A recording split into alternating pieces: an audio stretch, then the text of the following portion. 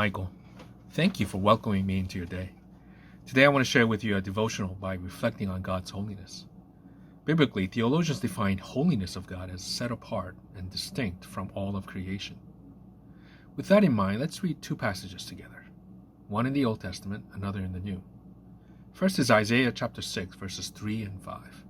The scene is that Isaiah sees a vision of the Lord sitting on his throne and describes the seraphs with 6 wings. And one called to another and said, Holy, holy, holy is the Lord of hosts. The whole earth is full of his glory. And I said, Woe is me, for I am lost, for I am a man of unclean lips, and I dwell in the midst of a people of unclean lips. For my eyes have seen the King, the Lord of hosts. Next, we're going to read passages in Revelation slightly out of order to show the parallel experiences of John to that of Isaiah.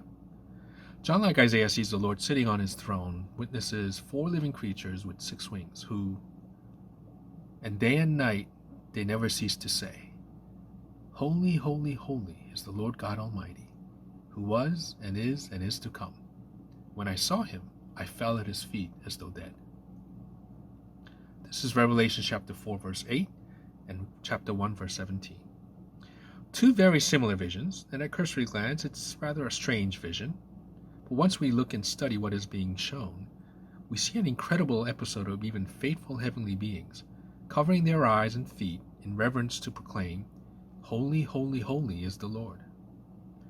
Isaiah realized the gravity of standing before the Lord and declares to himself, Woe is me, for I am lost or ruined. And John involuntarily finds himself prostrating like a dead man. Now, what did they see that they responded the way they did? In Hebrew literary style, anything repeated twice signifies something of great importance. But repeating a word 3 times, holy, holy, holy, theologians point out that a word repeated 3 times has the utmost supreme of all significance. Interestingly, the only attribute of God repeated 3 times in the Bible is holy.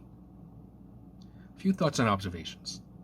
When we are with God in glory, in heaven, we will continue to worship and declare him as holy, holy, holy for all of eternity. There are some of God's attributes we inherently possess here on earth, though not in perfect form. For example, love, justice, or even the ability to extend mercy and forgiveness, but not true holiness. Even Adam and Eve's status as perfect human beings in the garden could not be declared as holy, for they were created beings. They certainly were without sin, so pure, but not holy, like God. So what does it mean when God commands us to be holy, for I, the Lord your God, am holy?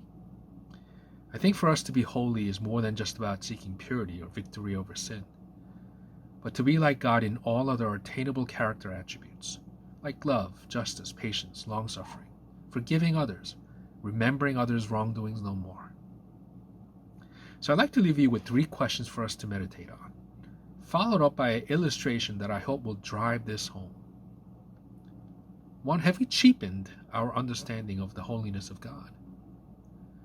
Do we ever set aside time to think about the immeasurableness of his holiness? And what would compel such a holy God to love us so much to pursue and call us his treasured possession? Now the illustration. I'd like to take you back to the scene of the Lord's Supper in John chapter 13, 21 through 25. What we see here is a very intimate portrayal of John's relationship with Jesus during his earthly ministry. There is, I think, pandemonium as Jesus drops a bomb when he says, One of you will betray me, and this is during the Last Supper. Peter motions to John, who was sitting next to Jesus, and he says, Hey, can you ask him who he's talking about?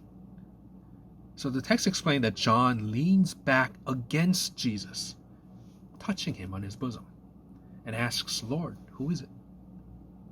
You could literally sense how comfortably close John was to Jesus. Then fast forward to Revelations, where this same John, who now sees Jesus Christ in all his splendor and glory and majesty, and when he sees him, he says he fell like a dead man. Well, it is this precise imagery and lesson we need to fully see and comprehend as we gaze upon our holy God. If we truly see God as he is, we too will fall like a dead man. Friends, will you join me on focusing on the holiness of God as we prepare our hearts and minds for Easter? Let's meditate together on what each of our reactions would be when we stand before our holy God. May it be one of responding with 1. Adoration and worship, 2.